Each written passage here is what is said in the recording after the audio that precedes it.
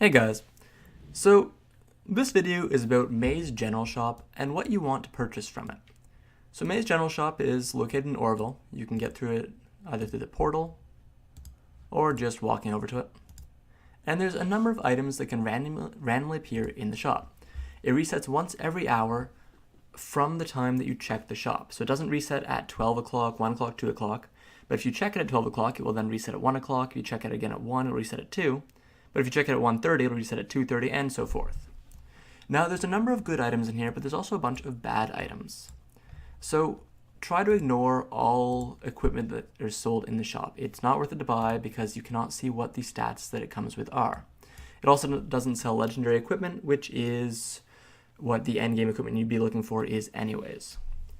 So the main things you're going to be purchasing in the shop for most times that it resets are experience flasks.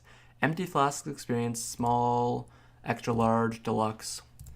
You want to get as many of these as you can, just because later in the game when you're trying to level your units, especially once you hit the experience hump around level 60 to 80, you're going to need a lot of experience, and especially you're going to want to level up your DPS and your tank so that you can both survive the content and kill the better maps so you can get more gold and more experience. Empty experience flasks let you put them on your other characters so that any experience that would go to them instead fills the flasks, and you can use it to refill your character's experience bars, which is pretty good. Now, apart from empty experience flasks, there are pretty much two other items that come up that you could be interested in.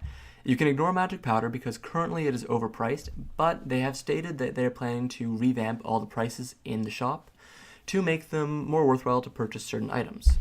The other one is rune crafting scrolls. However, just like with deluxe empty flasks, you don't really want to purchase rune crafting scrolls or deluxe empty flasks early in the game because you won't have much use for them right away, and the limited amount of gold you have early game cannot really support buying these deluxe flasks and rune crafting scrolls, as well as upgrading your units, awakening your units, and upgrading their gear, as well as any other little miscellaneous costs you might have. Feel free to buy any deluxe empty flasks if you have the money, but rune crafting scrolls is more of an endgame item for when you're trying to get ancient runes, and that's not going to be for a while if you're a new player. If you're a more experienced player, rune crafting scrolls are good to buy, but they're not absolutely essential because your constraints when it comes to making ancient runes are not simply rune crafting scrolls. You also have ancient rune codexes and rune fragments.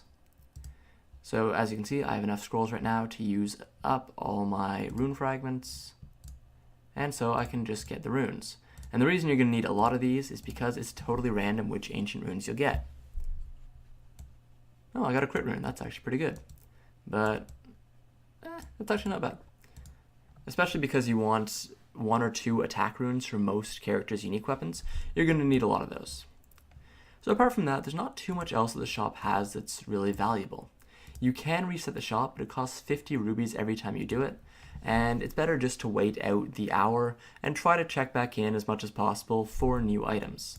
Empty flasks, especially once you hit endgame, are going to be in much higher demand because for a while, empty flasks are going to be extremely valuable.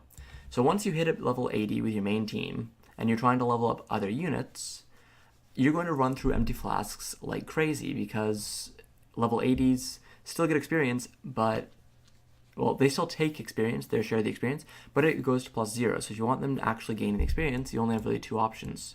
Cursed Ruby Flasks, which don't actually progress you in the game, or empty experience flasks, which do progress you in the game, but you have to buy them. You can't really get them from anywhere. You will get a lot of filled flasks, but you won't get the empty flasks from anywhere else. So if you want these empty flasks to give to the rest of your team, you will have to buy them. However, once you get to a certain stage in the game, you're going to be farming so much, your main teams will have been built up, and you'll get so many extra flasks from farming Hell Mode and farming Chapter 7 that you won't really need to buy empty flasks anymore. Or I'm assuming if you're watching this video that you already know about that, so if you're watching this video, if you're a newer player, you're probably going to need flasks, but it's okay to hold off until you're about level 50, approaching 60, as at first your experience gain is going to be fairly slow, and you're not going to want to put flasks on all your characters right away anyways. The best strategy is to put flasks on, once your characters are all 61, throw flasks on everyone except the main DPS, get the main DPS up to 71 so they can equip tier 7 gear, and then unflask them all and just let them keep growing. You can also then repeat the same process, keeping the flasks on your sub DPS and your healer and putting a flat and letting your tank get to 71, but that's not necessary right away, and you can just save those flasks and let them all grow equally. Anyways guys, that's Mei's General Shop, as well as even more of an introduction to flasks. Hope you enjoyed the video, subscribe if you like it, and have a good one.